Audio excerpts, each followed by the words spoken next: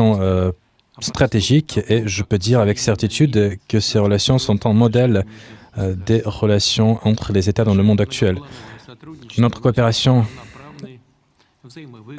est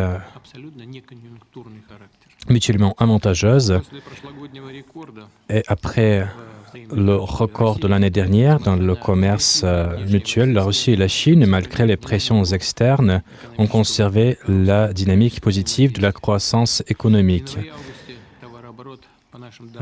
Entre janvier et août, notre volume commercial a augmenté de 4%.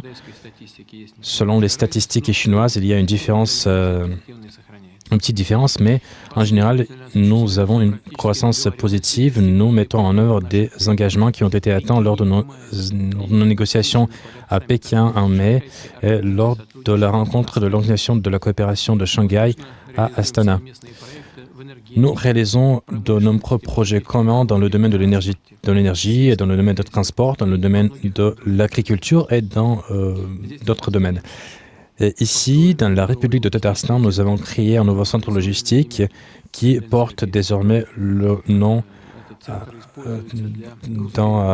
d'une personnalité publique chinoise. Et ce centre est utilisé pour renforcer notre coopération. Notre coopération se renforce. Nous organisons des années croisées de la culture et nous allons organiser environ 400 événements dans nos deux pays. Nous avons des échanges culturels et des échanges sportifs.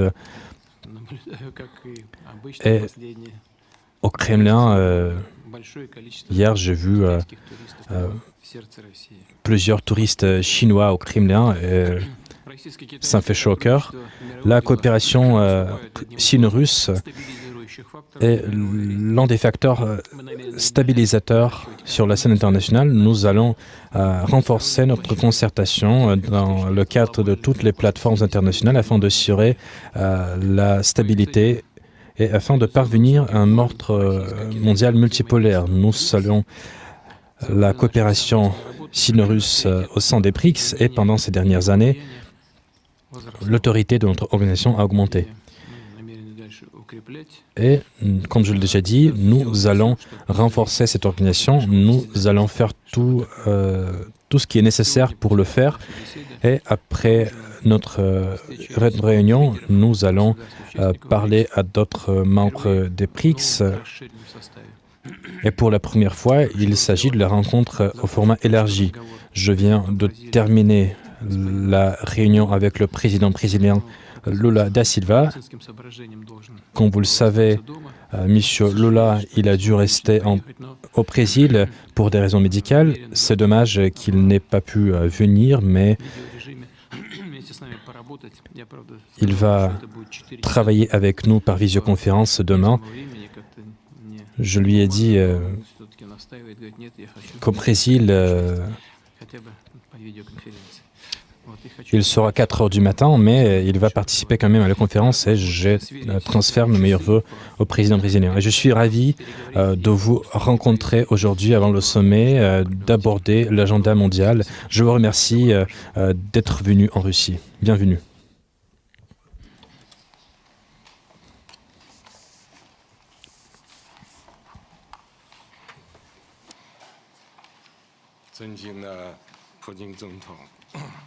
Monsieur le Président, mon cher ami, je suis ravi d'être venu ici sur votre invitation, d'être venu pour le 16e sommet des BRICS. Il s'agit de notre 3e rencontre depuis le début de l'année.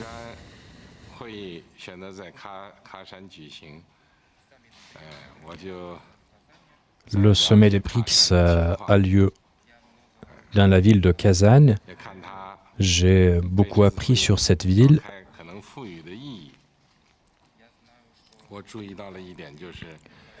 Et je sais que ce sommet revêt une importance particulière. Et il y a 400 ans,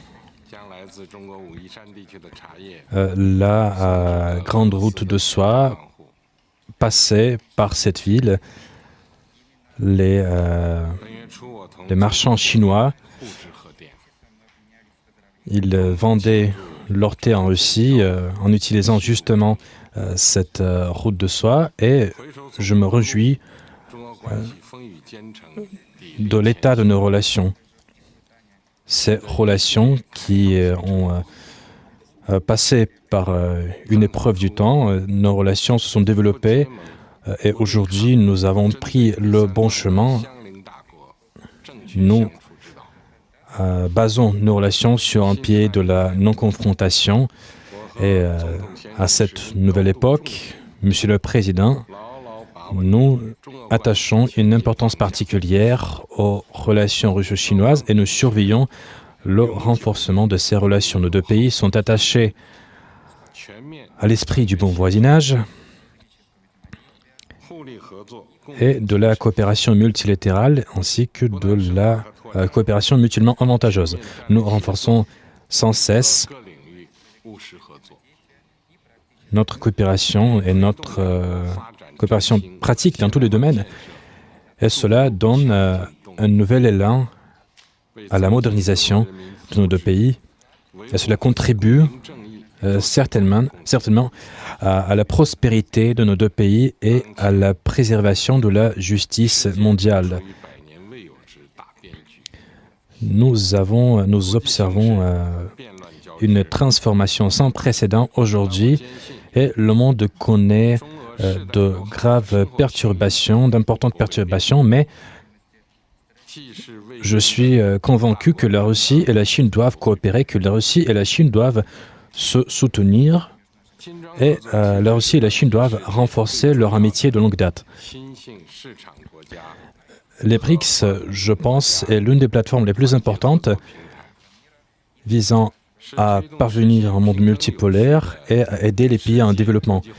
Les BRICS est un facteur important afin de parvenir, comme je l'ai déjà dit, à cette multipolarité et à instaurer l'inclusivité de l'économie mondiale. Le sommet des BRICS à Kazan qui va débuter demain, sera la première réunion des BRICS après l'élargissement de cette organisation et ce sommet revêtra une importance particulière afin de promouvoir l'agenda des BRICS. Nous apprécions beaucoup le travail que la Russie a effectué dans le cadre de sa présidence au sein des BRICS. Et ce travail russe a largement contribué à la coopération entre les pays membres de cette organisation. Nous allons aborder plusieurs sujets avec nos collègues des BRICS. Parmi ces sujets figureront les domaines qui permettront de consolider nos efforts. Et cela permettra également d'élargir notre coopération stratégique, notre partenariat stratégique dans le cadre de cette organisation. Cela nous frayera